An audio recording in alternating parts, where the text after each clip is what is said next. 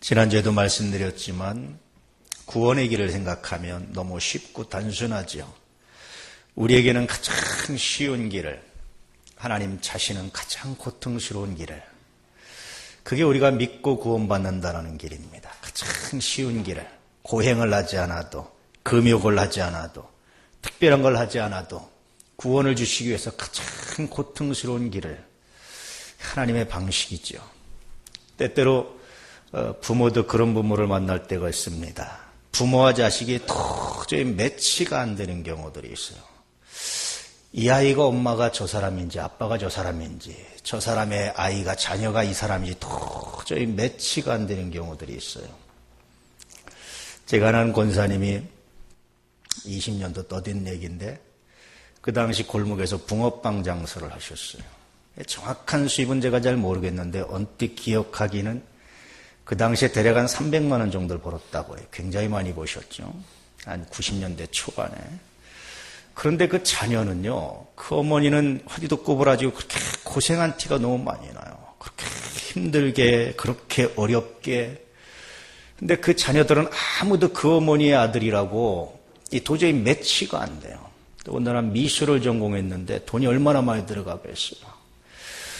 그러니까 늘 권사님은 저를 만나면 자녀들 뒷바라지하는 걱정이에요. 자기는 자녀들만 뒷바라지해주면 그 아들 미술 하는데 그것만 뒷바라지해주면 소원이 없다는 거예요. 늘 코를 훌쩍거리면서 길거리에서 일하시니까 허리를 꼬리서 조그만 분이 붕어빵을 이렇게 파셔서 제가 붕어빵을 좀 사가면 그렇게 이렇게 정성스럽게 싸주시곤, 그리고 또 기회가 되면 와서 기도하시고 무릎 꿇으시고. 근데 그 자녀는 교회도 잘 안 나와요. 예배도 잘 안 드려요. 이게 도저히 매치가 안 돼요. 그게 제가 연구 대상이었어요. 어떻게 이렇게 부모 자식이 매치가 안 될까. 근데 제가 이제 30 좀 안 됐을 때인데, 그래서 가만히 보다 보니까 이유가 하나 있어요. 이 엄마가 고생하는 걸 몰라요, 자녀들이. 그 엄마가 고생하는 걸 자녀들한테는 비밀로 하는 거야. 안 보여주는 거야. 그리고 돈 달라면 돈 대주고, 나는 고생하지만 내 자식들한테는요, 그러면서 이렇게 하시는 걸 보는 거예요. 도저히 매치가 안 된다. 그런데 그 이면에는 엄마의 가장 고통스러운 고생이 자녀들에게는 가장 쉬운 길을 보여주기 위한, 걷게 하기 위한 엄마의 수고와 노고가 있다는 사실을 절실히 깨달은 적이 있습니다. 그때부터 제가 매치가 안 되는 부모 자녀를 제가 잘 이렇게 묵상하기 시작합니다. 보기 시작합니다. 저거는 왜 매치가 안 될까? 어떤 때는 자녀들이 너무 부모의 말로 몰라줄 때 있어요. 반대로 부모가 자녀의 마음을 몰라주는 경우도 굉장히 많습니다. 부모라고 다 옳지 않습니다. 부모라고 다 같은 부모가 아니라는 사실을 참 많이 묵상해요. 요즘에 여러분, 자기 자녀를 죽이는 사람은 계모가 이렇게 학살한, 이렇게 학대해서 죽인 사건 등등 많은 뉴스가 나오지만, 사실은 이전부터, 옛날부터, 요즘만이 아니라 부모로서 매치가 안 되는 분들은 굉장히 많았습니다. 제가 묵상하면서 둘 중에 하나입니다. 둘 중에 하나가 고통스러운 길을 걸으면서 안 보여주는 거예요. 부모가 안 보여주든지 자녀가 부모한테 안 보여주든지 안 보여주는 겁니다. 아파할까 봐, 힘들어할까 봐 안 보여주는 거예요. 제가 그걸 보면서 안 보여주는 것만이 능살까? 어쨌든 그런 생각을 해봤어요. 신앙이 그렇습니다. 가장 쉬운 구원의 길만 생각하면 하나님께 드리는 게 별로 의미가 없어요. 그냥 회개 한마디 하면 되죠. 그냥 이렇게 하면 되죠. 예배도 별로 의미가 없습니다. 그냥 그렇게 하면 되는 거지 뭐. 그런데 신앙의 성장해 갈수록, 신앙의 자라갈수록 뭐가 보이냐면요, 하나님께서 주신, 하나님께서 나가신 그 고통이 보이기 시작하는 거예요. 그 십자가가 보이기 시작하는 거예요. 우리에게 가장 쉬운 길을 보여주기 위해서 걸어가셨던 그게 보이기 시작하는 거예요. 아마 제가 생각하기에 그 아들 녀석이 미술을 하다 어느 순간 엄마를 발견하면, 엄마를 보게 되면 아마 인생이 달라질 겁니다. 돈 쓰는 게 달라질 겁니다. 10원짜리 쓰는 게 달라질 겁니다. 예배가 달라질 겁니다. 기도가 달라질 겁니다. 삶이 달라질 겁니다. 그렇잖아요. 이영교 선교사님이라고 오시네요. 서울대학을 나고 여러분 아시다시피 내려놓음, 더 내려옴 등등 책을 쓰셨는데, 본인의 고통은 본인이 좋은 학벌을 버렸다는 게 의미가 아니다, 이렇게 얘기하는데 사람들은 이제 그걸 생각하지 어쩔 수 없이. 하버드 대학에서 박사학위를 받고 다 포기하고 몽골 선교사로 떠나고 지금은 인도네시아에서 사역하시잖아요. 알고다시피. 왜 그랬을까요? 대학원에 보면은 좋은 직장 다니고 세상적으로 정말 성공하고 좋은 외제차 끌고 다니는데 신학을 하겠습니다, 목회하겠습니다 그만두고 사는 분들이 있어요. 어떤 분들은 그 좋은 직장을 그만두고 저 남의 맵니까 정글로 떠나는 분이 있어요. 갑자기 어떤 분이 찾아와서 얘기를 합니다. 목사님, 내가요 다 포기하고 이제 선교사로 가려합니다. 어디로 가려고 합니까? 인도네시아 꼴짜기로 가려합니다. 소수부족한테 가려고 합니다. 왜 그렇습니까? 왜 가려고 그럽니까? 내가 살다 보니까 이것만이 인생의 전부가 아니라는 사실을 알았습니다.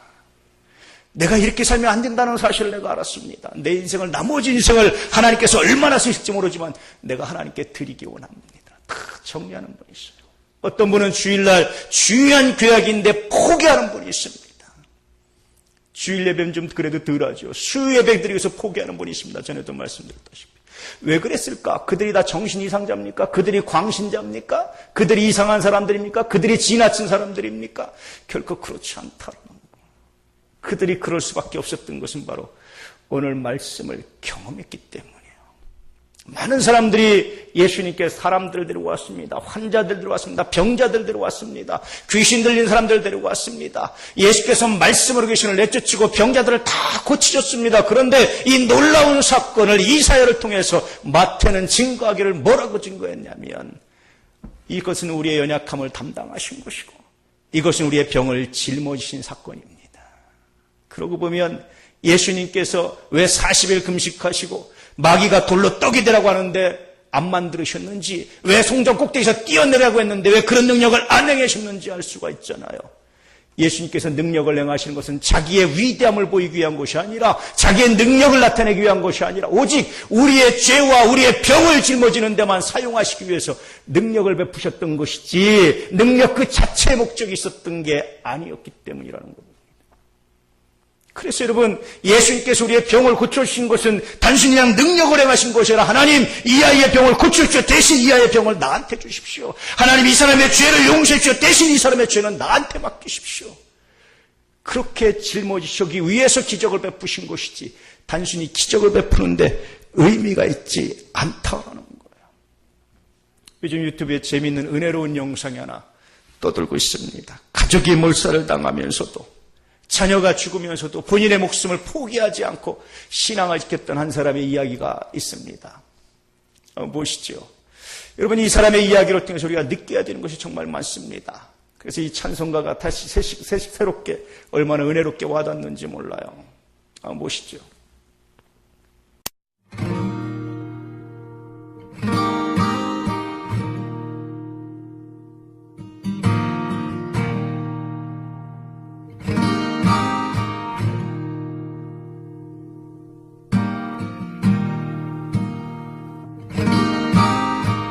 There's a true story of a small village in India. And in this village, there was this family that came to a saving faith in Jesus Christ as Savior and Lord. This agitated the village so much, and everybody became so upset that an angry mob gathered and shoved them into the public square. The village chief confronted them, and he said to the man, "If you and your family will not recant your faith, you all will surely die." The man didn't know what to say or what to do. And so the only thing that came to mind for him were the words of a song that he himself had composed when he had first surrendered his life to God. And so he began to sing, "I have decided to follow Jesus. No turning back, no turning back." And with that, horrifically, his children were killed. I have decided to follow Jesus. I have decided to follow Jesus. I have decided to follow Jesus. No turning back. No turning back.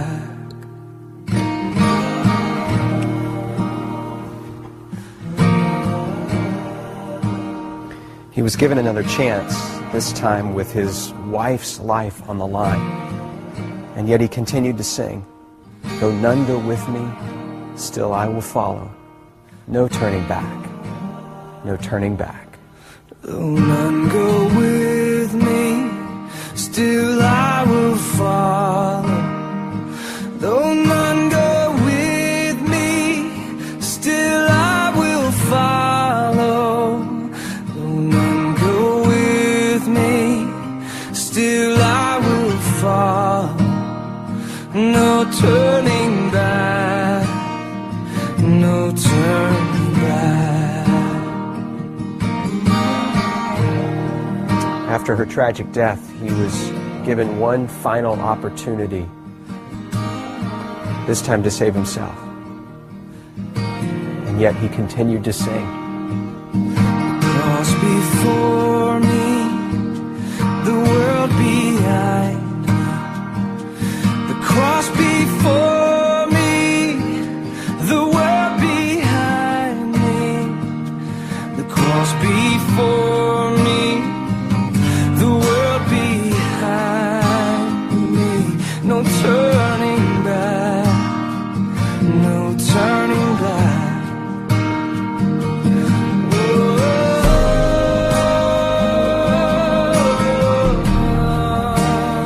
Even though that man and his family died on that day, something remarkable happened. A seed was planted in the heart of that village chief, a seed that began to grow over time, and eventually he called the community together in that very same neighborhood, in that very same square, and he renounced his former faith and declared his allegiance to Jesus Christ. And a celebration broke out in that moment, and the gospel began to flourish and to grow in that community, not just in that village, but across the whole region, because they had seen real faith, and they knew the true character of God because of a family that believed and sacrificed, even under the penalty of death. No turning back. No turning back.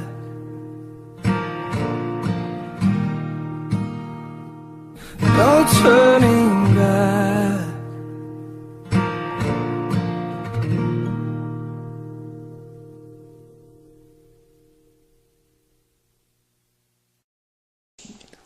그런데 능력을 행하고 그것으로 자신을 증명한 것이 아니라 예수님 우리들의 약한 것, 병을 짊어지기 위해서만 능력을 행하셨다라는 거예요. 그렇게 보면 십자가 사건은 그렇게 예수님께서 우리의 병을 하나하나 짊어지시고 우리의 죄를 하나하나 짊어지시고 나서 마지막 최후의 결전의 장소였지 십자가 사건 한 번이 아니었다라는 거예요. 수없이 많은 우리의 죄를 짊어지시고 드디어 전 인류의 죄를 짊어지시고 모든 사람의 죄를 짊어지시고 병을 짊어지시고 홀로 그 길을 걸어가신 것이 십자가 사건이지 그냥 된 것이 아닙니다. 우리의 믿음은 이런 대가를 지불하고 된 것이지 그냥 된 것이 아니에요. 신앙이 미숙할 때는 그저 누리기만 하지만 신앙이 성장할수록 그렇게 대가를 지불하신 그분, 그렇게 우리를 헌신하신 그분의 헌신이 새롭게 와닿습니다. 얼마나 마음 깊이 은혜가 되고 얼마나 감사한지. 그런데 많은 사람들이 이 은혜를 몰라요. 예수님께서 이 은혜를 베푼 사람들이 어떤 사람들이었습니까? 병든 사람, 죄인이라고 말하는 사람, 실패하는 사람들이었어요. 그래서 여러분 아파봐야 합니다. 고난당해봐야 합니다. 그런데 더 놀라운 것은 아파도 모르는 사람이 있어요.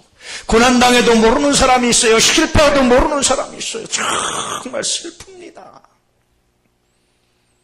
어떤 사람은요, 같은 여행을 갔다 와도요, 세밀하게 관찰하고 그걸 책으로 써가지고 떼돈을 버는 사람이 있어요. 어떤 사람은 그냥 보고 왔네 하고 끝나는 사람이 있어요. 어떤 사람은 별것도 아니네 하고 끝나는, 어떤 사람은 피곤하다고 끝나는 사람이 있어요. 어떤 사람은 여행지에서, 그 좋은 여행지에서 슬픈 일만 보고 오는 사람이 있어요.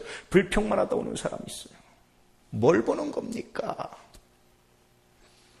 고난당해야 아파봐야 아는데 모든 사람이, 모든 아픈 사람이 아는 것이 아니라 그 가운데 묵상하는 사람이에요. 주님의 손길을 묵상하는 사람이 바로서 이 말씀을 경험할 수 있다. 있다라고 말씀하시는 거예요. 생각해 보면 여기서 죄인들, 병든 자들이 누굽니까? 우리들 자신입니다. 우리가 믿을 때 주님 우리의 죄를 담당하시고 우리에게 의를 선포하셨고, 우리가 기도할 때 주님 우리의 죄를 짊어지시고 우리에게는 치유를 선포하신 사건입니다. 그래서 말씀하시기를 수고하고 무거운 짐진 자들아 다 내게로 오라, 내가 너희를 쉬게 하리라. 이사야서는 더 적나라하게 말씀하시고 있죠. 그가 찔림은 우리의 허물을 인하며 그가 상함은 우리의 죄악을 인하니라. 그가 징계를 받음으로 우리가 평안을 누리고 그가 채찍에 맞음으로 우리가 나음을 입었도다. 인디언들의 자녀교육법이 아주 독특합니다.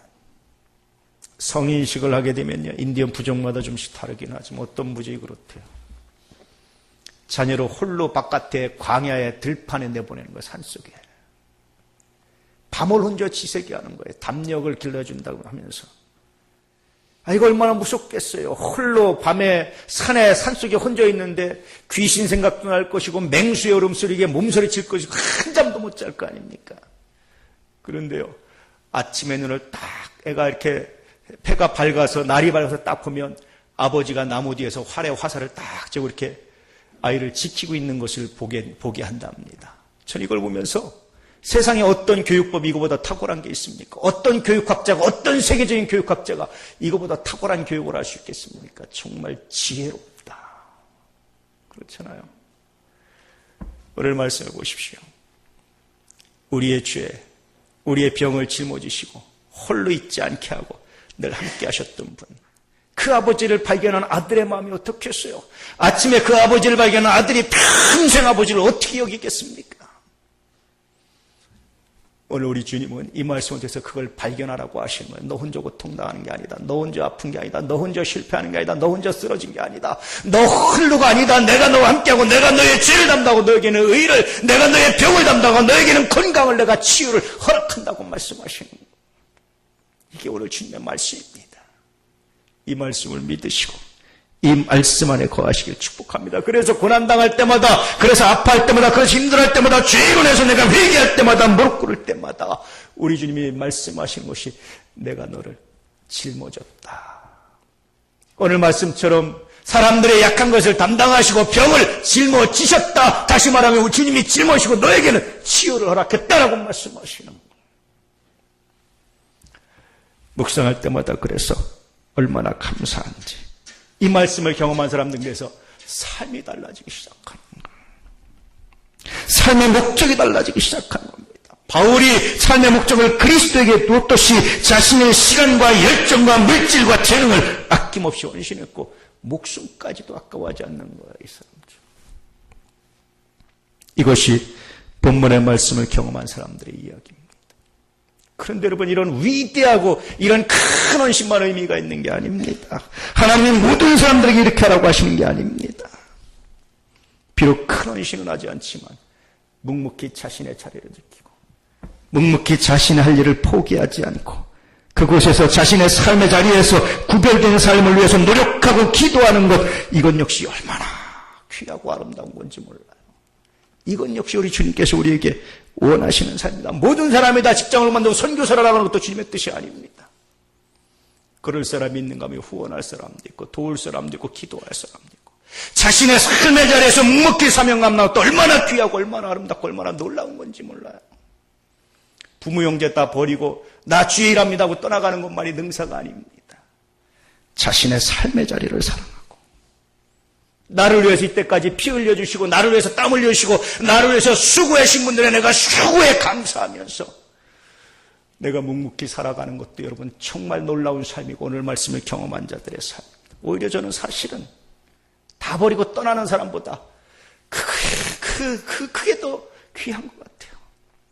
떠나지 못하면서 그 무자리에 무릎 꿇고 기도하는 것, 자신을 사랑하고 자신을 아낀 사람들을 위해서 헌신하는 것, 저는 우리가 그게 더 크지 않을까, 그게 더 귀하지 않을까. 떠나는 사람들 보면 마음이 시원하게 갑니다. 이제 갑니다. 그러고 가요. 근데 제가 아는 어떤 사람은 남아서 그렇게 하는 분이 있어요. 제가 아는 어떤 분은 선교사로 나오고 싶어 합니다. 그런데 노모가 계세요. 내가 노모가 살아계실 동안은 내가 노모를 섬깁니다. 사도 요한이 그랬거든요. 예수님의 어머니가 살아계실 동안은 선교 안 하고 복음 안 전하고 그냥 모시고 살았어요. 얼마나 마음이 열정이, 동료들이 순교당할 때 얼마나 마음이 아팠겠어요. 그런데 꾹 참고 그게 더 큰 헌신 아닙니까? 그리고 사도들이 다 죽은 다음에 순교할 길을 놓쳤던 요한이 초대교회 모든 사건을 다 모으고 모아서 12가지 칼라의 기독교를 주는 것이 아니라 한 가지로 다 모아서 그 다음 시대에 넘겨주는 위대한 일을 합니다. 반드시 여러분 떠나는 것만이 능사가 아닙니다. 반드시 여러분 그렇게 하는 것만이 능사가 아닙니다. 지금 내 자리에서 내가 있는 곳에서 어떻게 내가 구별할 수 있을까? 시간을 구별할 수 있을까? 나의 삶을 구별할 수 있을까? 나의 물질을 구별할 수 있을까? 나의 달란트를 구별할 수 있을까? 묵상하면서 헌신하는 것도 정말 오늘 말씀을 경험한 자들의 삶입니다. 어떤 분이 유튜브에 이런 글을 썼어요. 삼성에 다니던 남편이 갑자기 혈액암인가요? 백혈병인가요? 선교를 받고 3개월 만에 죽었습니다. 3개월 동안 다 병실을 지키면서 기도하면서 그러면서 이제 있었는데 결국 남편이 떠났어요. 남편이 떠나고 난 다음에 그 일기를 이제 글에 쓰기 시작하는 거예요. SNS에 올리기 시작해서. 어떤 분이 보내서 그걸 쭉 보는데 정말 마음이 많이 느껴지는 게 많았어요. 혼자 있는 것이 마음 아파서 친구들이 계속 점심 사주고 모여서 혼자 안 있어 봤는데 그래도 문득 집에 들어오면 생각나는 게 그렇다는 거예요. 자기는 집 잘 꾸미는 것이, 집 꾸미는 것이 자기 취미라서 TV에도 몇 번 나왔다는 거예요. 언론도 몇 번 탔다는 집을 이쁘게 잘 꾸며놨어요. 그릇 이쁘게 사놔서 이렇게 장식으로 이쁜 그릇에서 밥 해주고 이런 것들이 재미라서 이렇게 했고 또 남편하고 해외여행 다니고 이런 것이 즐거움이라서 했는데 그 남편이 갑자기 떠나고 나니까 그 빈자리가 느껴지기 시작합니다. 여러분 우리가 이 땅에 떠나서 남는 것이 뭘까요? 이 땅을 떠날 때 정말 우리에게 유익한 것이 뭘까요? 이 말씀을 경험하고 이제 우리의 죄와 병 그리고 문제를 짊어지고 우리에게 치유를 선포하신 주님을 묵상할 수 있어야 합니다. 그분을 위해서 내가 무엇을 할 수 있을지 한번 묵상해 보시기를 축복합니다. 내일부터 시작되는 한 주간의 새벽 예배도 드리지 못한다면 한번 여러분 깊이 한번 돌아보셔야 합니다. 우리의 작은 물질도 11조나 구별할지 모른다면 여러분은 생각해 봐야 됩니다. 내 시간, 예배 시간 하나 드린 것, 주일 성사 하나 온전히 우리가 드리지 못한다면 한번 생각해 봐야 됩니다. 이제 우리의 남은 삶, 아무도 얼마가 되는지 몰라요. 20년이 될지, 30년이 될지, 50년이 될지, 60년이 될지, 70년이 될지 아무도 모릅니다. 그러나 어쨌든 그 남은 삶을 주를 위해서 한번 드려볼 수 있기를. 주께서 나를 위해서 가장 고귀한 그 길을 걸어가셨듯이 나도 이제 주님을 닮아가기 원합니다. 주님을 따라가기 원합니다. 고백하며 믿으며 그분과 동행하는 그분의 삶에 순종하는 그분의 삶을 따라가는 흉내낼 수 있는 거룩한 그리스도인의 삶이 되시기를 진실로 축복합니다. 저는 우리 아내 가족들이 이런 그리스도인이 되기를 원합니다. 우리 예안교회가 이런 교회가 되기를 원합니다. 늘 말씀드리지만 세계 최대로 인원이 많이 모이는 교회는 꿈꿔본 적도 없습니다. 한 번도 기도해 본 적도 없습니다. 저는 그런 데 목적이 있지 않습니다. 그런데 믿는 사람들이 많아지면 좋겠어요. 그런데 여러분이 다 구원받았으면 좋겠어요. 그런데 여러분이 다 이 믿음으로 성장했으면 참 좋겠습니다. 이 믿음의 역사를 만들어 가셔서 여러분의 삶이, 가정이, 여러분의 기도가 새로워지는 거룩한 역사가 있기를 이렇게 짊어진 주님을 묵상하며 그분을 위해서 나의 삶을 드리는 놀라운 결단을 하시기를 주의 이름으로 축복합니다. 기도하겠습니다.